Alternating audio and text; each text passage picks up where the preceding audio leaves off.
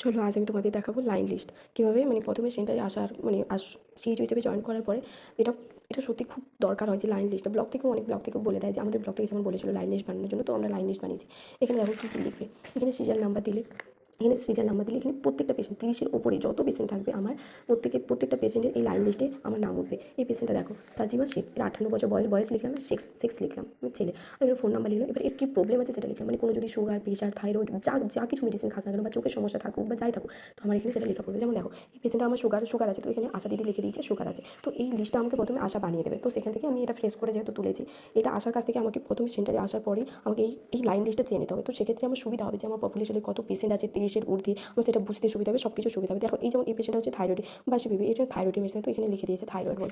এইভাবে আমার যে যা মেডিসিন খাক না কেন, সুগার থাকুক, প্রেশার থাকুক, থাইরয়েডের বা চোখের সমস্যা আছে বা চোখে দেখতে পায় না, সেক্ষেত্রে যখন আমি এগুলো হচ্ছে যে ক্যাম্প করবো বা আমাদের যে ডেগুলো আছে না, যে ডায়াবেটিক্স ডে, তখন আমাদের ব্লগ থেকে চাই যে আমার পপুলেশনে ডায়াবেটিক্স পেশেন্ট কত আছে তার লাইন লিস্ট দেওয়ার জন্য, তো সেক্ষেত্রে আমি এখান থেকে পেয়ে যাবো, আমার সুবিধা হবে। এইভাবে আমি লাইন লিস্টটা বানিয়ে রেখেছি। দেখো চাইলে তোমরা এইভাবে বানিয়ে রাখতে পারো লাইন লিস্টটা, তোমাদের সুবিধার জন্য খুব ভালো হবে।